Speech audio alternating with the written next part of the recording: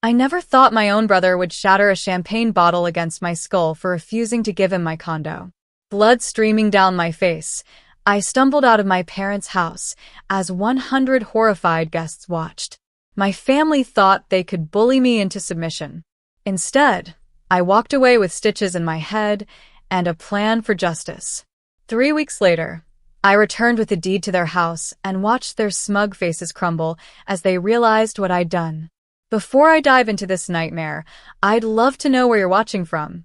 Drop your location in the comments below, hit that like button if you've ever had to stand up to entitled family members, and subscribe to join our community of survivors. Trust me, you'll want to stick around for how this wild story ends. I'm Hazel Mitchell, a 34-year-old software engineer with a comfortable life I built entirely on my own. My $660,000 condo in Brookside Heights isn't just a home. It's the physical manifestation of every sacrifice I've made and every obstacle I've overcome. The marble countertops in the kitchen? Those represent the 3 years I worked overtime while my friends were out enjoying their 20s. The floor-to-ceiling windows with a view of the city skyline? That's what giving up vacations for 5 straight years looks like. Every square inch of that 1,100 square foot space represents my independence, something I've fought for since childhood. Growing up in the Mitchell household meant learning early that there were different rules for different children. My parents, Gloria and Kenneth Mitchell, never tried to hide their favoritism toward my brother Tyler. He was their golden child, athletic, charming, and blessed with our father's charismatic smile. I was the afterthought, the awkward, studious daughter who apparently didn't deserve the same opportunities. Tyler needs these new cleats for football, Hazel. You understand, don't you? Mom would say, as I wore the same worn-out sneakers for another school year. Your brother has so much potential. By 16, I was working part-time at the local grocery store while maintaining straight A's. Tyler crashed his second car that same year, a sweet 16 gift from our parents, and received a third one within a month. Boys will be boys, Dad chuckled as he handed Tyler the keys to a newer model than the one he'd totaled. I still remember the kitchen table conversation during my senior year when I brought up college applications. We've set aside money for Tyler's education at State, Mom explained. He's got a partial athletic scholarship, but we'll cover the rest. What about my college fund? I asked, knowing the answer before the words left my mouth. Dad cleared his throat. Hazel, you're smart. You can get scholarships. Besides, the community college has excellent programs. I did attend community college, working 30 hours a week while taking a full course load. After 2 years of exhaustion and ramen noodles, I earned a full scholarship to Westlake University for their computer science program. The day I received my acceptance letter, my parents barely acknowledged it. They were too busy celebrating Tyler's mediocre performance at a local football game. After graduation, I moved into a tiny studio apartment and started my career at a tech startup. I lived on the bare minimum, investing every spare dollar. 6 years of strategic career moves later, I became a senior developer at Nexus Technologies with a salary that finally matched my expertise. Meanwhile, Tyler bounced between jobs, always with a new can't-miss opportunity that inevitably failed. Tyler married Vanessa right after college. They quickly had 2 children, Aiden, now 10, and Sophia, 7. Despite my complicated feelings about my brother, I adore my niece and nephew. I've always made sure to be present at their birthdays and school events, even when my brother and sister-in-law made pointed comments about my fancy job and selfish lifestyle. While I was saving for my condo, my parents' financial situation deteriorated. Dad's construction business suffered during the recession, and instead of downsizing, they kept borrowing against their home equity to fund Tyler's series of failed ventures, a sports memorabilia shop, a food truck, and most recently, a revolutionary fitness app that never made it past the concept stage. 3 years ago, I finally had enough for a down payment on my dream condo. The day I signed the papers was the proudest moment of my life. No one from my family attended the housewarming party I threw, despite having 6 weeks' notice. Tyler had a networking event that apparently couldn't be missed. The condo itself is everything I ever wanted: 2 bedrooms, One converted to a home office, 2 bathrooms, an open-concept kitchen and living area, and a small balcony where I grow herbs and flowers. The building has a gym, a rooftop pool, and 24-hour security.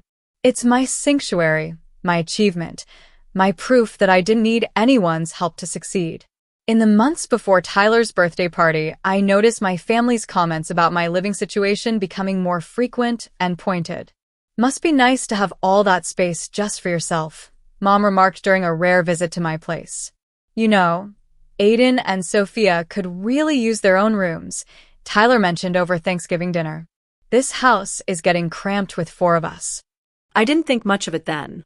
I should have recognized the red flags for what they were, the early signs of an entitlement that would eventually explode in violence and betrayal. The invitation to Tyler's 40th birthday party arrived in my email inbox on a Tuesday morning in April. "Join us for a milestone celebration." Read the subject line, with the details showing a Saturday evening party at my parents' suburban home. My first instinct was to make an excuse. A work emergency, perhaps, or a sudden illness. After years of disappointment, family gatherings had become exercises in smiling through passive-aggressive comments and biting my tongue. But then the text started. "You have to come to Tyler's party," Mom wrote. "It's a special celebration and the whole family will be there." Dad called the next day. "Hazel, your brother would be devastated if you weren't there. We're planning something important." Even Tyler, who rarely contacted me except to ask for tech support, sent a message. "Hey sis, really hope you can make it Saturday. There's something we want to talk to you about." My friend Olivia noticed my distraction when we met for coffee that Thursday. She's been my closest friend since college, and she knows my family history all too well. "They're laying it on thick this time," she commented, stirring her latte. "Any idea what this important thing might be?" I shrugged. "Probably another investment opportunity for Tyler's latest doomed business idea." Olivia's expression turned serious. "Hazel, remember Thanksgiving? Your mom kept making those comments about sharing wealth within the family and how property is just a material thing?" I remembered. At the time, I dismissed it as my mother's typical guilt-tripping. Now, with the coordinated push for my attendance at this party, I felt a flicker of unease. "Be careful," Olivia warned. "Set your boundaries before you go." Despite my misgivings, I went shopping for Tyler's gift on Friday after work. I selected an expensive watch, not because he deserved it, but because choosing a less expensive gift would inevitably lead to comments about my stinginess despite my big tech salary. The mental gymnastics required to navigate family interactions was exhausting. Saturday arrived with unseasonable warmth. I chose my outfit carefully, professional but not flashy, a navy blue dress that wouldn't stand out. The last thing I wanted was to be accused of showing off. I wrapped Tyler's gift in silver paper, added a generic card with a simple, "Happy Birthday," and set off for the 30-minute drive to my parents' suburban neighborhood. Maple Creek Estates hadn't changed much since my childhood. The same well-maintained lawns, the same 2-story houses with 2-car garages, the same sense of comfortable conformity. My parents' colonial-style home at 247 Oakwood Drive stood much as it always had, though the paint was chipping in places and the landscaping had seen better days, subtle signs of their financial strain. The cars lined both sides of the street. Tyler had always been popular, the kind of person who collected friends easily with his outgoing nature.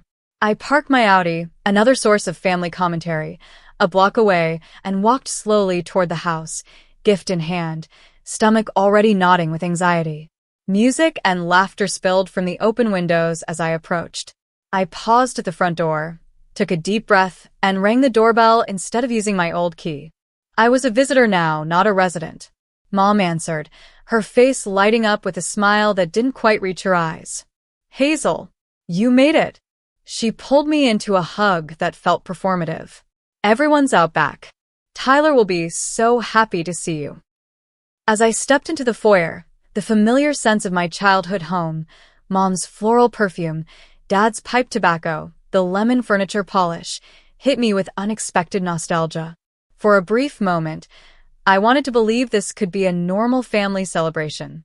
Dad appeared from the kitchen, drink in hand. There she is. The busy executive finally found time for family. His tone was jovial, but the barb was clear. I forced a smile. Wouldn't miss Tyler's big day. As I moved toward the backyard, I overheard my parents' hushed conversation. She came. Good, Dad murmured. We'll discuss the arrangement after the cape. Are you sure about the timing? Mom whispered back. What if she makes a scene? She won't, Dad replied with certainty. Not with everyone here. Image is too important to her. I pretended not to hear, but my unease deepened. Whatever this arrangement was, I already knew I wouldn't like it. The backyard had been transformed with string lights, tables covered in blue tablecloths, and dozens of helium balloons. About 100 people milled around. Extended family, childhood neighbors, Tyler's friends from various phases of his life. A bartender served drinks from a rented bar setup, and catering staff circulated with appetizers. I placed Tyler's gift on the designated table, which was already piled high with presents, and grabbed a glass of wine from a passing server. Liquid courage seemed necessary for whatever was coming. Hazel, is that you? My Aunt Patricia approached, eyeing me up and down. Still single? You know, my friend's son just moved to the city. He's a lawyer. And so it began, the familiar litany of uncomfortable interactions. That condo of yours must be worth a fortune now, commented my father's friend George. Smart investment. Your parents are so proud of Tyler, my mother's cousin Ellen informed me, as though I needed reminding of my second-place status. Such a family man, despite his challenges. With each conversation, the knot in my stomach tightened. I checked my watch repeatedly, calculating how soon I could reasonably leave. Then Tyler made his entrance, Vanessa and the kids flanking him like royal attendants. The crowd erupted in cheers and applause. My brother, now sporting a designer haircut and expensive clothes that belied his financial situation, beamed and waved like a politician. When he spotted me, he made a beeline in my direction, enveloping me in a bear hug that smelled of too much cologne. You came, he exclaimed loudly enough for nearby guests to hear. My successful sister made time for little old me. I returned the hug stiffly. Happy birthday, Tyler. He kept his arm around my shoulders as he addressed the people nearby. My sister, the tech genius. Making the big bucks while the rest of us struggle along. His laugh was hollow. Maybe some of that success will rub off on me tonight, huh? The comment hung in the air, loaded with implication. I extracted myself from his grip and moved toward the food table, needing distance. The next 2 hours passed in a blur of small talk and deflected questions about my personal life. I was midway through a conversation with my second cousin when Mom tapped my shoulder. Hazel, could you join us in your father's study? Family meeting. The moment had arrived. Whatever this arrangement was, I was about to find out. Dad's study had always been off-limits when we were kids, a sanctuary of leather, wood, and the musty smell of old books that were more for show than reading. As I followed Mom down the hallway, away from the noise of the party, I noticed Tyler and Dad already waiting by the study door, their expressions unnaturally composed. Close the door, will you? Dad said as we entered. He settled behind his desk while Mom and Tyler took seats on the leather sofa. The only place left for me was the uncomfortable wooden chair near the bookshelf, a physical manifestation of my outsider status in this family unit. Hazel, Dad began, folding his hands on the desk in what I recognized as his business negotiation pose. We wanted to discuss something important with you as a family. Tyler leaned forward, his birthday boy smile replaced by an earnest expression I didn't trust for a second. Sis, you know things have been tough for us lately. The business climate has been challenging, Dad interjected, as though his poor financial decisions were somehow the economy's fault. And, with Tyler's app development costs. We've been thinking about solutions, Mom added, her voice taking on the soothing tone she used when she wanted something. About how this family can support each other. I remained silent, waiting for them to get to the point. Dad cleared his throat. We've come up with a plan that makes sense for everyone. Your condo in Brookside Heights, it's just you living there, right? All that space. My stomach dropped. Yes, and, well, Tyler jumped in. Vanessa and I have been looking at schools in that district. They're much better than what we have here. Aiden and Sophia deserve the best education, you know? The commute is killing me, Dad continued. Being closer to the city would help the business. Mom reached for my hand, which I instinctively pulled away. What we're proposing, dear, is that you sign over your condo to Tyler and his family. They need the space with 2 growing children, and you can easily afford to buy another place. The room fell silent as I processed what they were suggesting. Not asking, suggesting, as though my compliance was a foregone conclusion. You want me to give Tyler my $660,000 condo? I finally said, my voice sounding distant to my own ears. The property I spent years saving for? Just hand it over? We're family, Tyler said, as if that explained everything. You make more than enough to get another place. Maybe something smaller, more suitable for a single person. This isn't a request out of the blue, Dad added. We've been talking about this for months. It's the right thing to do. The right thing, I repeated slowly. And what do I get in this arrangement? They exchanged glances, clearly not expecting this question. The satisfaction of helping your family? Mom offered weakly. I stood up, steadying myself against the bookshelf. No. Absolutely not. That condo is mine. I worked for it. I paid for it. I'm not giving it away, not to Tyler, not to anyone. Tyler's face darkened. Always the selfish one, aren't you, Hazel? Some things never change. Selfish. I couldn't believe what I was hearing. How am I selfish for not wanting to give away my home? Because family takes care of family. Dad's voice rose. Your brother has children to think about. What do you have? A career? A fancy apartment? What good is success if you don't share it? I've shared plenty, I countered, thinking of the checks I'd written when Tyler's car needed repairs, the expensive birthday gifts for my niece and nephew, the loans to my parents that were never repaid. But my home is not on the table. Mom's expression hardened. After everything we've done for you. A bitter laugh escaped me. What exactly have you done for me? I put myself through college. I built my career without any help. I saved for that down payment while you were bailing out Tyler's failed businesses. There it is, Tyler sneered. Little Miss Perfect thinks she did it all on her own. Newsflash, Hazel, you had advantages I never had. Like what? I demanded. Like your brain. School was always easy for you. Some of us had to work twice as hard. Work. I was incredulous now. When have you ever worked hard at anything, Tyler? Every opportunity was handed to you on a silver platter while I scrounged for crumbs. Dad slammed his hand on the desk. That's enough. This isn't about the past. This is about what's best for the family now. And what's best is for me to give up my home. I moved toward the door. This conversation is over. I'm not signing over my condo. Not today, not ever. Tyler jumped up, blocking my path. You can't just walk away from this. We've already talked to a realtor about listing your place. That stopped me cold. You did what? We thought once we explained, you'd understand, Mom said. Tyler's already enrolled the kids in a new school district for fall. The audacity was breathtaking. They had planned this whole thing without me, assuming I would simply comply with their demands. Move, Tyler, I said quietly. I'm leaving. Running away again, he taunted.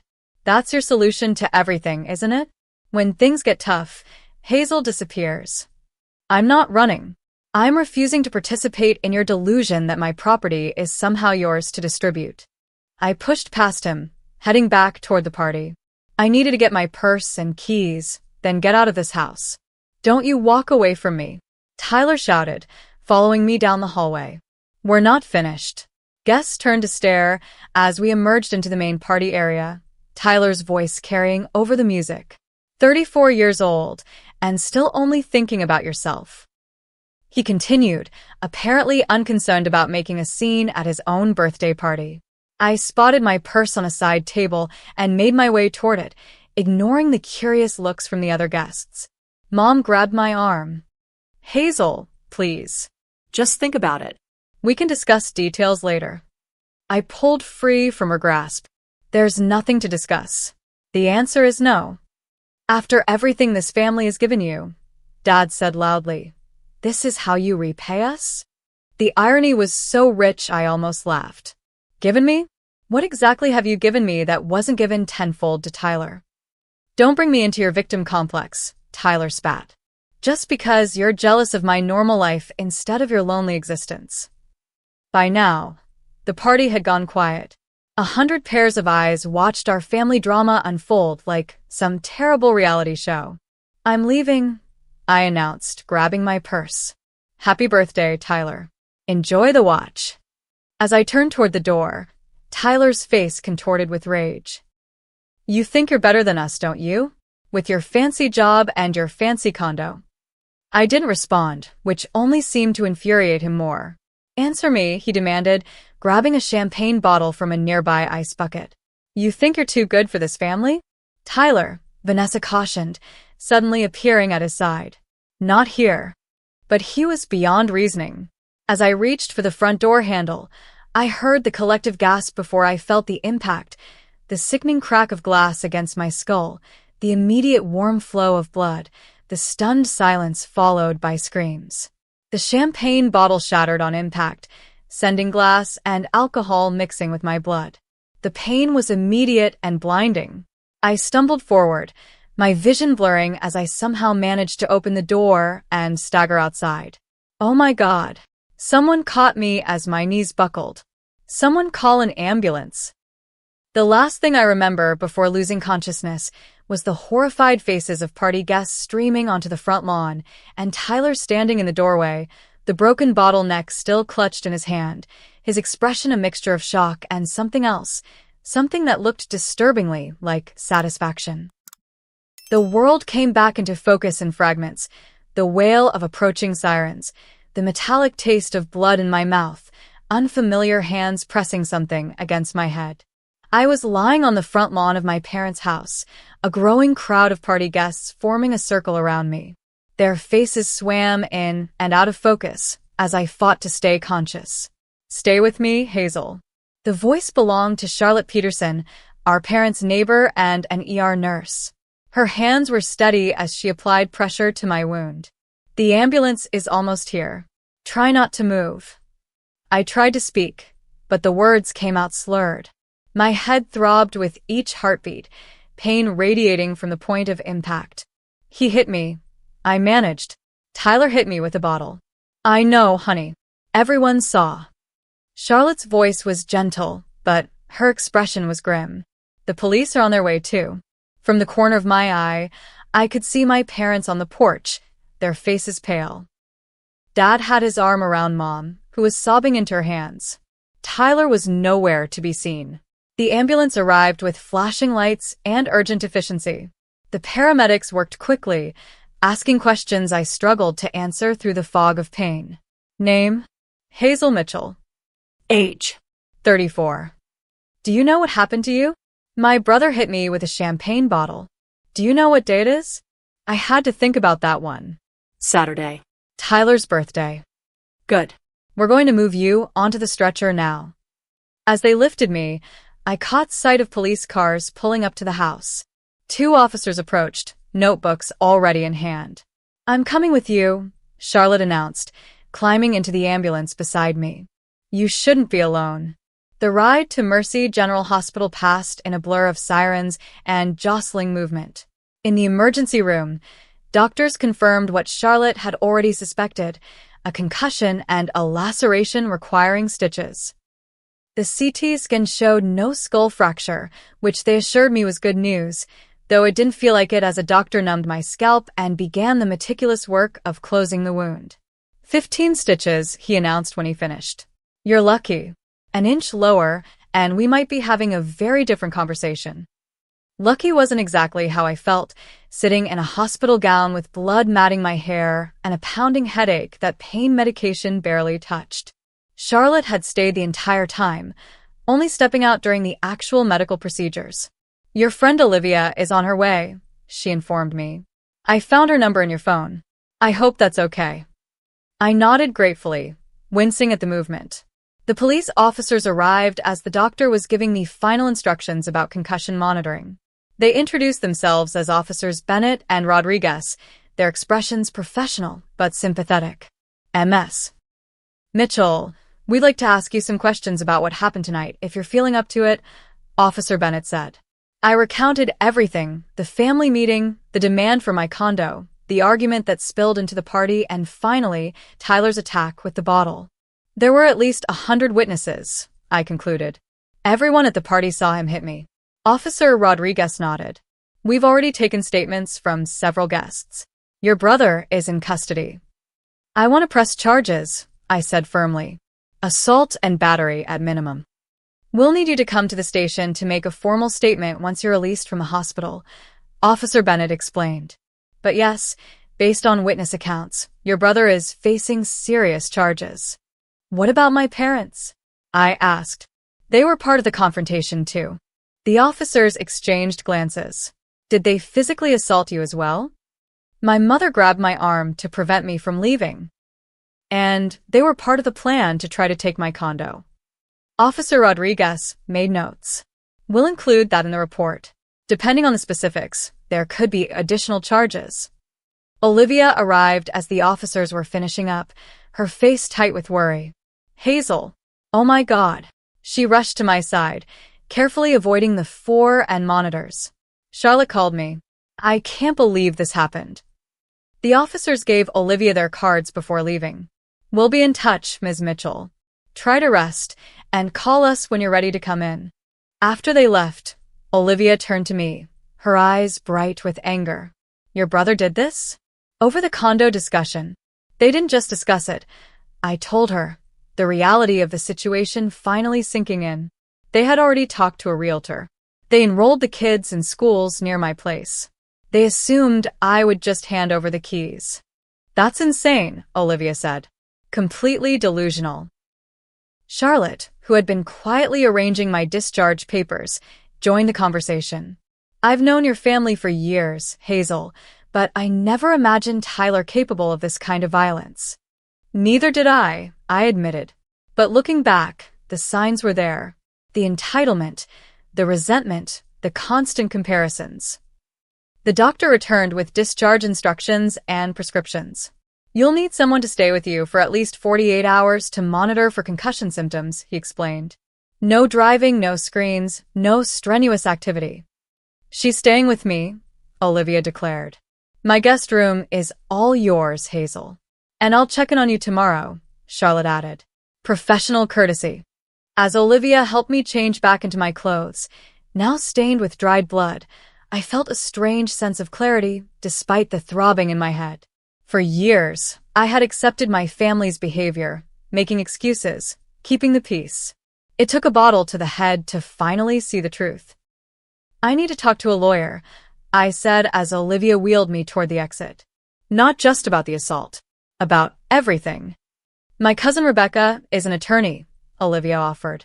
Family law, primarily, but she'll know who to connect you with. Outside, the night air felt cool against my skin. As Olivia helped me into her car, I looked back at the hospital entrance, illuminated by harsh fluorescent light. I'm done, I said quietly. Done making excuses for them. Done accepting scraps of affection. Done being the family ATM. Olivia squeezed my hand. It's about time. In that moment, with my head bandaged and my heart hardened, I made a decision.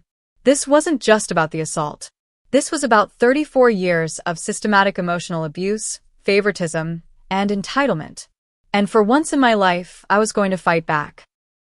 The following days passed in a haze of pain medication, interrupted sleep, and slowly dawning realizations. Olivia's guest room became my sanctuary as I recovered from both the physical trauma and the emotional aftermath of Tyler's attack. True to her word, she stayed with me, monitoring my concussion symptoms and fielding the barrage of calls and texts that started arriving from family members. Your mother called again, Olivia reported on the 3rd morning, bringing me tea and toast. That's the 5th time since yesterday. What did she say? I asked, carefully sitting up in bed. The room no longer spun when I moved, which I considered progress. The same as before. That Tyler is devastated about what happened, that he wasn't himself, that they want to work things out as a family. Olivia's tone made it clear what she thought of these platitudes. And my father? No direct calls from him, but your mom mentioned he's heartbroken about the misunderstanding. I laughed humorlessly. Misunderstanding. That's one way to describe a premeditated attempt to steal my home followed by assault with a deadly weapon. My phone chimed with another text. Olivia checked it for me, following doctor's orders to limit my screen time. It's your Aunt Patricia, she reported. She says, and I quote, "Family should forgive family. Tyler made a mistake, but he's suffering too. Block her," I said wearily. Block all of them for now. Later that afternoon, Olivia's cousin Rebecca Wilson arrived, briefcase in hand and determination in her stride. At 42, Rebecca had the polished confidence of someone used to winning arguments for a living. Assault and battery is just the beginning, she declared after I'd recounted the entire story. There's attempted coercion, harassment, potentially even conspiracy, depending on how long they've been planning this. What do you recommend? I asked. First, a restraining order against Tyler, minimum. Possibly against your parents too, if they continue the harassment. Second, we pursue maximum criminal charges for the assault. Third, we look into civil damages. Rebecca tapped her pen against her legal pad. But there's something else I want to check. You mentioned your parents' house. Do you know whose names are on the deed? The question caught me off guard. My parents, I assume. Why? Rebecca's expression turned thoughtful. Just covering all bases. Can I ask you to sign some forms allowing me to do some preliminary research? After Rebecca left, promising to return with more information soon, Charlotte stopped by to check my wound and change the dressing. The stitches are looking good, she assured me. No signs of infection. How's the pain? Manageable, I replied. The headaches are less frequent. Charlotte hesitated before speaking again. Hazel, there's something you should know. I didn't want to add to your stress earlier, but given that you're pursuing legal action. She took a deep breath. The night of the party, after you were taken to the hospital, I overheard Tyler and your parents talking. They were arguing about what happened, but not in the way you might expect. What do you mean? Your father was angry at Tyler, but not for hurting you. He was angry because Tyler screwed up the plan by being too aggressive. Your mother kept saying they needed to regroup and try another approach. It sounded like the assault wasn't the plan, but getting your condo definitely was. The information settled heavily in my chest. Thank you for telling me. That actually helps my case. 2 days later, Rebecca returned with a thick folder and a surprisingly satisfied expression. I have some very interesting information, she announced, spreading documents on Olivia's dining table. First, about your parents' house. I pulled the property records, and guess whose name is on the deed alongside Kenneth and Gloria Mitchell? My stomach dropped. No. Yes. Yours. Do you remember signing paperwork about 5 years ago? A vague memory surfaced. Dad calling me about refinancing the house, needing my signature on some forms because the bank required additional security. I had signed without reading carefully, trusting my parents when they said it was just a formality. They added me to the deed because they couldn't qualify for refinancing on their own. I realized. My credit score and income were what got them approved. Rebecca nodded. Exactly. Which means you're not just a co-signer on the loan, you're a legal co-owner of the property. 1/3 ownership, to be precise. The implications began to dawn on me. So, if they've taken out additional loans against the house, they would have needed your signature, legally speaking. If they forged that or proceeded without your knowledge, that's fraud. Rebecca pulled out another document. Which brings me to my second discovery. I had my paralegal do some digging into recent financial activities connected to your parents and brother. Look at this. She handed me a printout of what appeared to be a business registration. Mitchell Innovation Labs, LLC? I read aloud. Registered to, wait, this is my address. My condo address. Filed 3 months ago, Rebecca confirmed. With Tyler Mitchell listed as CEO and your parents as board members. They registered a business at your address without your knowledge or permission. My hands shook as I processed this information. They were planning to take my condo for months. The birthday party confrontation wasn't spontaneous, it was the culmination of a long-term strategy. Rebecca nodded grimly. It gets worse. We pulled Tyler's credit report as part of the case preparation. He's been telling creditors he lives at your address. There are utilities, credit cards, even a car loan using your condo as his residence. The betrayal cut deep, but with it came a strange sense of validation. I hadn't imagined their entitlement.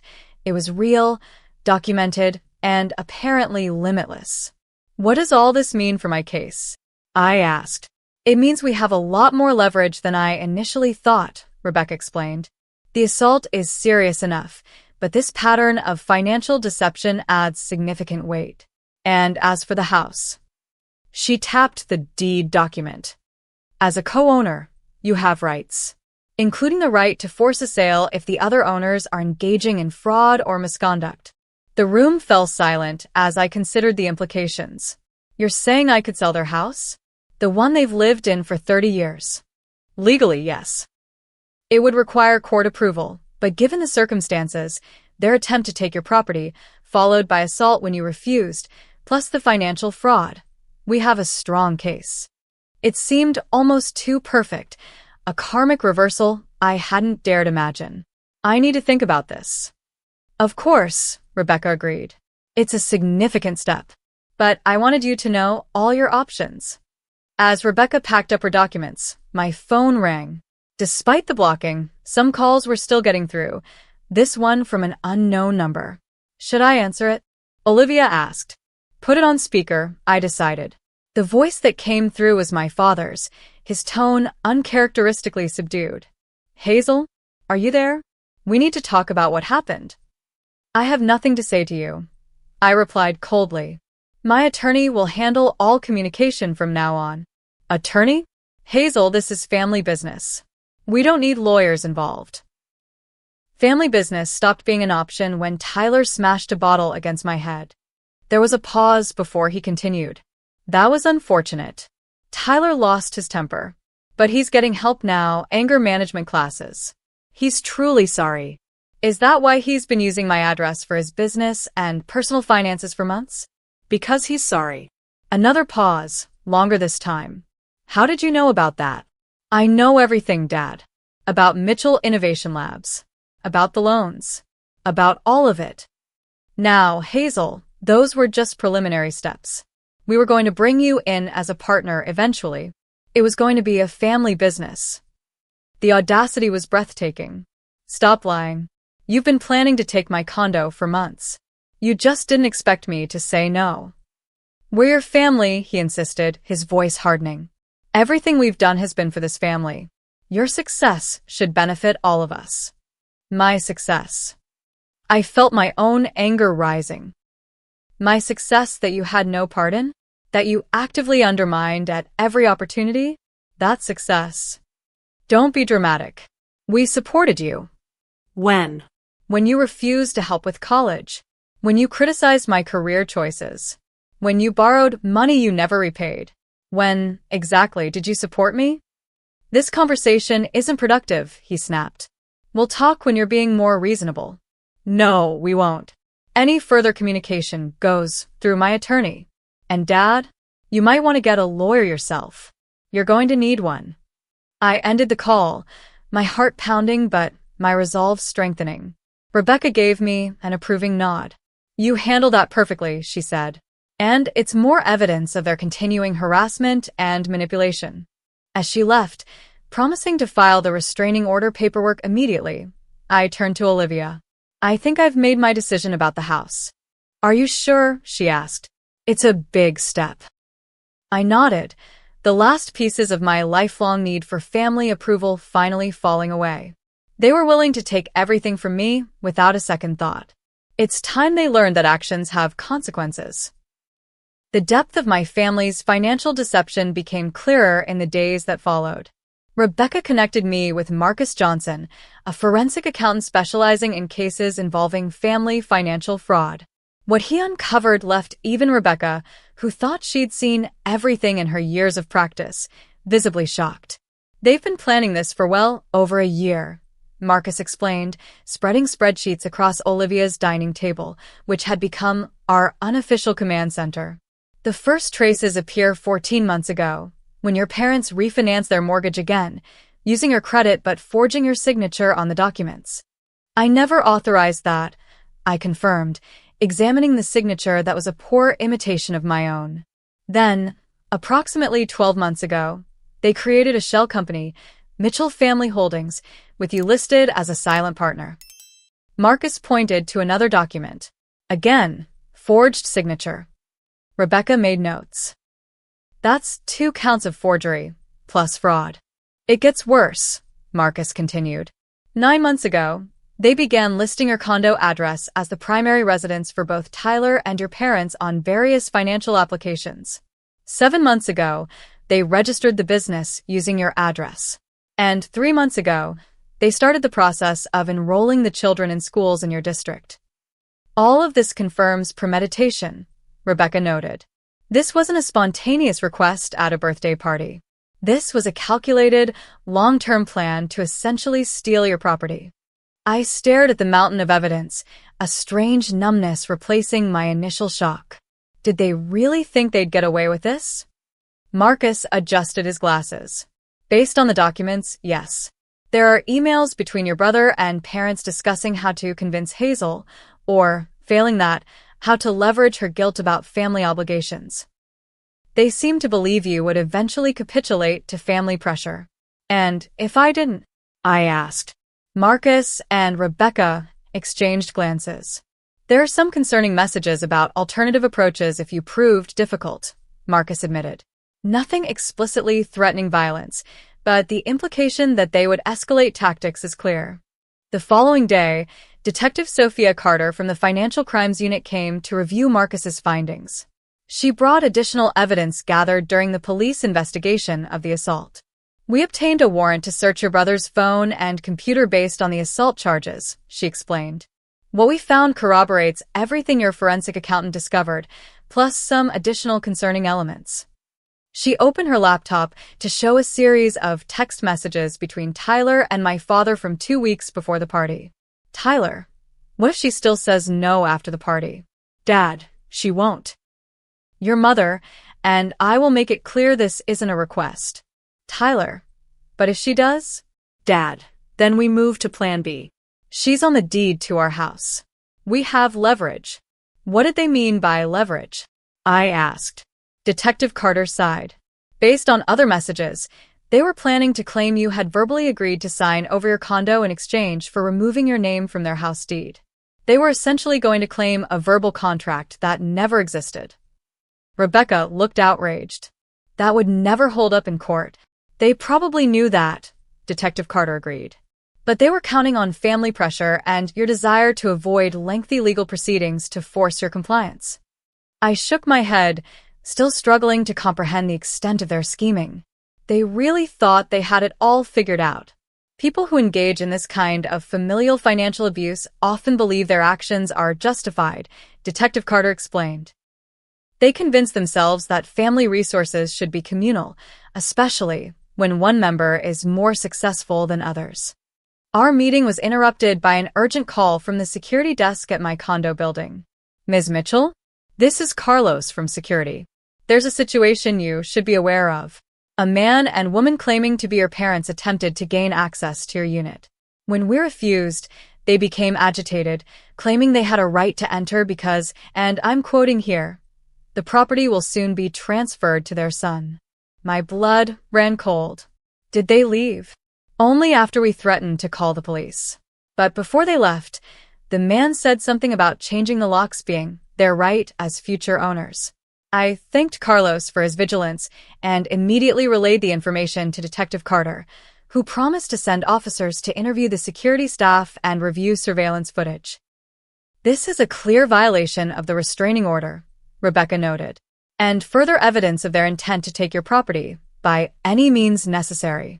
Later that evening, a neighbor from my condo building sent security footage showing Tyler and my father attempting to pick the lock on my door, carrying what appeared to be new doorknobs and locks. The timestamp showed they had returned after being turned away by security, apparently thinking they could access the building through the parking garage. "This is beyond delusional," Olivia commented as we watched the footage. "They're acting like they already own your place." "In their minds, they do," I replied. "They've convinced themselves they're entitled to it." The next day, Rebecca confirmed what I had been suspecting. As a co-owner of my parents' house, I had the legal right to force its sale, especially given the documented fraud and the ongoing harassment. "The court will almost certainly approve a partition by sale," she explained. "Given the circumstances, including the assault and the multiple instances of fraud, you have a very strong case." "And the proceeds?" I asked. "Would be divided according to ownership percentage, after settling any liens or outstanding mortgages. Your share would be 1/3. I sat with this information, turning it over in my mind. The house that had been the site of so much favoritism and unfairness could become the instrument of justice. There was a certain poetry to it. "If I decide to do this," I said slowly, "how quickly could it happen?" Given the urgency, due to the ongoing harassment and criminal case, we could expedite the process. 3 weeks, maybe less. Rebecca studied my face. "Are you sure this is what you want?" I thought about my childhood in that house, always feeling like a guest in my own home. I thought about the blood still matted in my hair from my brother's assault. I thought about the years of manipulation, the constant expectation that I should give and give while receiving nothing in return. "Yes," I said firmly. "It's time they learned that actions have consequences." The emotional weight of my decision led me to seek therapy. Dr. Elizabeth Foster specialized in family trauma and financial abuse, and our sessions became a crucial outlet as I navigated the legal proceedings. "What you're experiencing is a profound betrayal," Dr. Foster explained during our second session. "Not just the assault, but the years of conditional love and exploitation." "I keep asking myself if I'm doing the right thing," I admitted. "Selling their house seems so harsh." "Let me ask you this," Dr. Foster replied. "If a stranger had assaulted you and tried to steal your property, would you hesitate to seek justice?" "No, of course not. The fact that they're family doesn't lessen the crime. If anything, it makes the betrayal worse." She leaned forward. "Hazel, setting boundaries isn't punishment. It's self-protection." A week into the legal proceedings, I received a letter from my parents' newly hired attorney demanding that I pay for Tyler's emotional distress resulting from his arrest and the damage to his reputation caused by the assault charges. The letter claimed that I had provoked the assault by selfishly refusing to help family in need, and demanded that I drop all charges and proceed with the agreed-upon property transfer. It was the final push I needed. I contacted Rebecca immediately. "Move forward with the house sale. Full speed ahead." Within days, we had listed the property with Samantha Reynolds, a real estate agent who specialized in quick sales. Given the house's location in a desirable suburb, interest was immediate. Within a week, we had multiple offers, the highest coming from developer Benjamin Harris, who planned to demolish the existing structure and build 2 modern homes on the lot. "It's an all-cash offer, $50,000 above asking price, with a 2-week closing timeline," Samantha explained. "They're willing to handle all the eviction proceedings as part of the deal." I shook my head. "No need. I'll handle the eviction personally." The court hearing for the partition sale was scheduled for exactly 3 weeks after Tyler's assault. My parents and their attorney argued vehemently against the sale, claiming family property should be protected from vindictive actions. The judge, a no-nonsense woman in her 60s, was unimpressed. "The evidence of fraud is substantial," she noted, "and the violent assault, for which the defendant has already been indicted by a grand jury, adds a concerning dimension of danger. The partition sale is approved." As I left the courthouse, legal victory in hand, I made 2 decisions that would surprise my family. First, I instructed Rebecca to establish college funds for Aiden and Sophia with a portion of my proceeds from the house sale. Whatever my feelings about their parents, my niece and nephew were innocent children who deserved educational opportunities. Second, I anonymously donated a significant amount to a local domestic violence shelter, wanting something positive to come from this painful chapter. Are you ready for what comes next?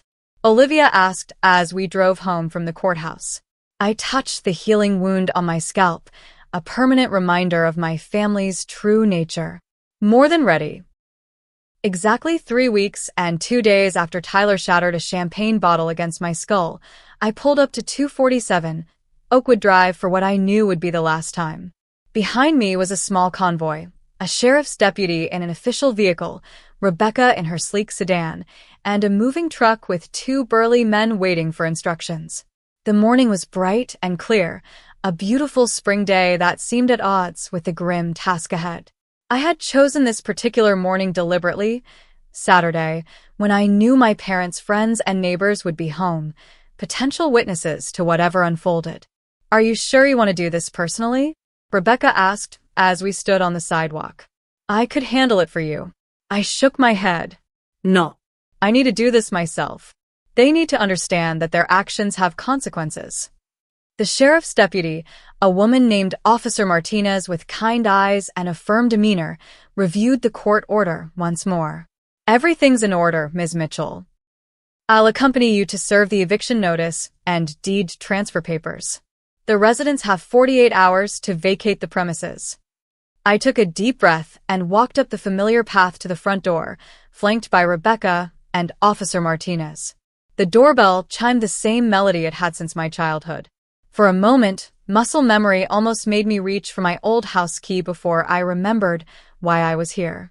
The door swung open to reveal my father, Saturday casual in khakis and a polo shirt, his expression shifting from routine annoyance to shock as he registered who stood before him. Hazel? What is this? His eyes darted to Officer Martinez in her uniform, then to Rebecca with her briefcase, and finally to the moving truck idling at the curb. Kenneth Mitchell? Officer Martinez asked formally. I'm here to serve you with an eviction notice and property transfer documents. By order of the county court, this property has been sold in a partition action. Sold? My father's face drained of color. That's impossible. This is our home. It was your home. I corrected him. Until you decided to forge my signature on refinancing documents, commit multiple counts of fraud using my name, and then assault me when I wouldn't give you my condo. Gloria, he shouted over his shoulder. Get out here now. My mother appeared in the hallway, still in her bathrobe despite the late morning hour. Her eyes widened when she saw me. Hazel, what's happening? She's saying the house has been sold. My father spat. Some nonsense about court orders. Officer Martinez held out the official documents. Ma'am, sir, these papers explain everything. As a co-owner of this property, Ms. Mitchell had the legal right to petition for a partition sale, which the court granted based on evidence of fraud and criminal activity. My mother's hand flew to her throat. This can't be legal. We've lived here for 30 years. It's perfectly legal, Rebecca interjected. The documentation is all here. The new owner takes possession immediately, though you have 48 hours to remove your personal belongings. Movement behind my parents caught my eye. Tyler appeared, apparently having been staying with them since his release on bail. His face contorted with rage when he saw me. You, he snarled, lunging forward only to be blocked by my father. Not now, Tyler, my father hissed. There's a cop right there. Officer Martinez's hand moved instinctively to her weapon. Sir, I need you to step back. You're currently in violation of a restraining order by being in Ms. Mitchell's presence. This is my parents' house. Tyler protested. Not anymore, I said calmly. And technically, it was always partially mine, a fact you all exploited when it benefited you and conveniently forgot when it didn't. By now, neighbors had begun to notice the commotion. Charlotte stood on her front lawn, arms crossed, watching the scene unfold. Other familiar faces appeared in windows and doorways, curiosity drawing them to witness my family's public downfall. You can't do this to us, my mother pleaded, tears streaming down her face. Where will we go? You should have thought about that before you tried to steal my condo, I replied, surprised by my own steadiness. Before you forged my signature on legal documents. Before Tyler decided that violence was an acceptable response to hearing no for once in his life. Officer Martinez handed the paperwork to my father, who took it with trembling hands. You have 48 hours to vacate. The movers here can help with your belongings if you wish. This is what you want? My father asked me, his voice hollow. To make your family homeless? No, I corrected him. This is what you created when you decided that my property was yours to take, that my boundaries didn't matter, that my success was something you were entitled to simply because we share DNA. Tyler, unable to contain himself any longer, spat at my feet. Always the victim, aren't you, Hazel? Poor little girl who had to work for things instead of having them handed to her. Officer Martinez stepped between us. Sir, one more outburst, and I'll arrest you for violating the restraining order. Go ahead, he challenged. Add it to the list. My life is already ruined thanks to her. Your life is the result of your own choices, I replied. Just as mine is. As if on cue, more vehicles pulled up to the house. Tyler's wife Vanessa with the children, apparently arriving for a weekend visit, and several of my parents' friends who must have been alerted to the situation by frantic phone calls or texts. Vanessa's face paled as she took in the scene. The moving truck, the sheriff's deputy, the legal papers in my father's hand. What's happening? Your sister-in-law has sold our house out from under us, my father announced loudly for the benefit of the growing audience. She's throwing her own parents onto the street. I turned to address not just my family, but the assembled neighbors and friends. What he's not telling you is that they forged my signature on legal documents, registered businesses using my address without permission, and tried to coerce me into giving them my condo.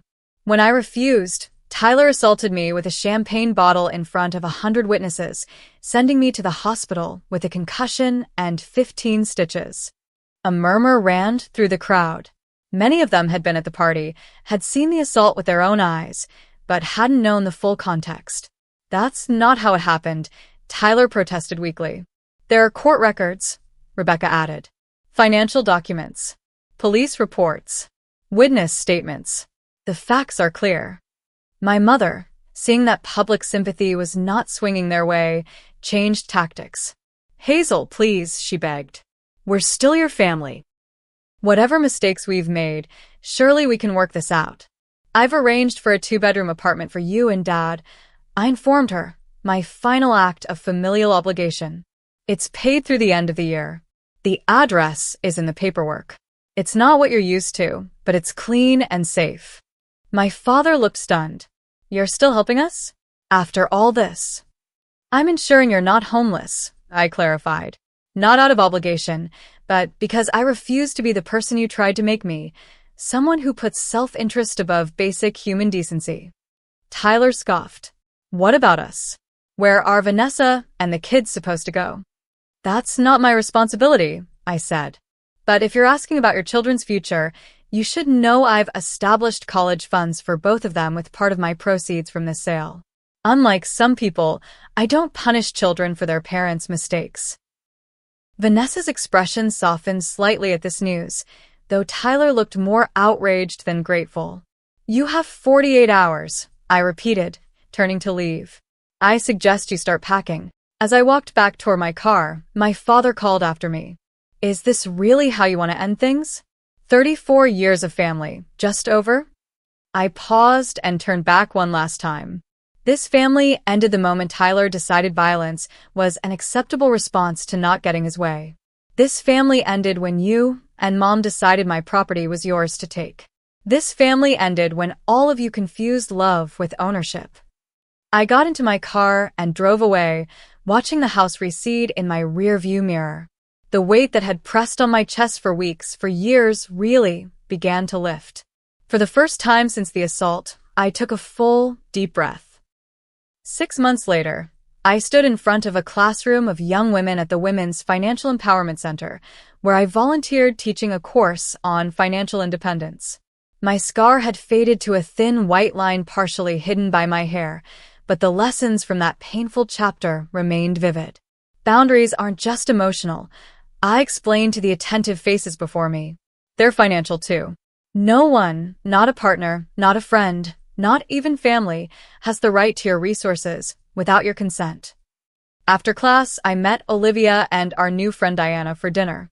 Diana was a graphic designer I'd met through the center, and over the past few months, she'd become an important part of my rebuilt social circle. How did it go today?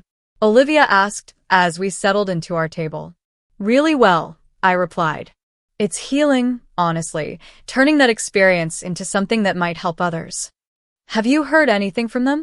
Diana asked carefully, aware of my family history. My parents send occasional emails. Formal, distant. They're managing in the apartment, though Dad had to come out of retirement to cover expenses. Tyler's case is still moving through the courts. His lawyer keeps trying to delay.